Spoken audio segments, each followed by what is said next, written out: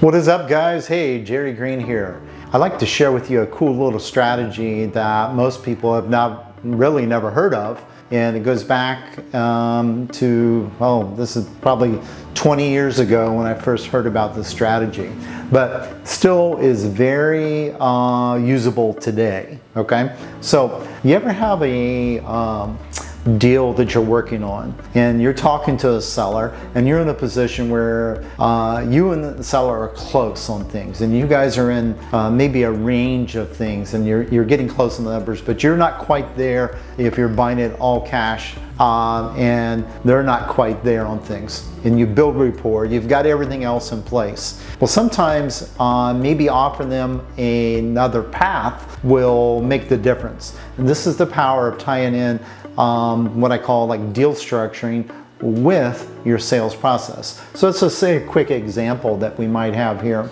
and we got a particular deal we're working on. Let's just say we're at an all cash type deal, and on this particular property that we're buying it all cash, let's just say that we're at an offer of $60,000 all cash. That's what we can pay on an all cash basis. So, but it just doesn't work for your seller at this time, and you've done everything you need to do on your end, but they just need a little bit more. And let's just say they're in the position where the best they can do is right at $66,000. Okay, that's the best they can do on things.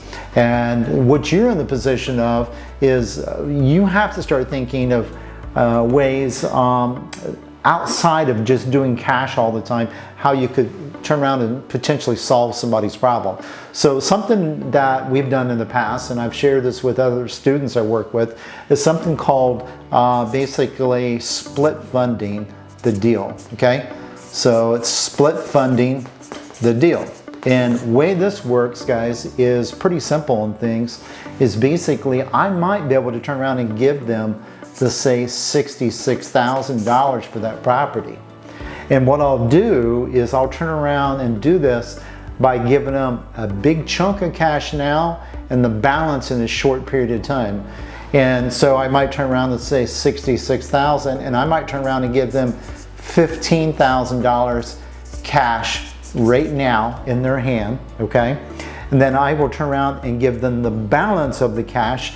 And let's see, what is that? I'm not the best at math. 56, that's another 5, so what is that? That's 51, okay? So guys, one of the things that I've looked at is working with this particular seller here is how I can give them, you know, really the $66,000, but then turn around and give them $15,000 in cash right now, okay? So they get that now, and then we give them the $51,000 balance, let's just say in 9 months, at the end of 9 months, okay? And in that 9 months, there'll be no payments and no interest. Now, think about that, guys. What have we done here? Okay, one, we can turn around and pay them all cash at 60, but secondly, we can turn around and create another solution for them, and basically take a seller that might not churn for us because just we couldn't make the numbers work. Sometimes you're going to have those situations like that, even though everything else is in place regarding the sales process and everything. So sometimes you can do something called split funding, and this is exactly what we would do. So I split funded the deal.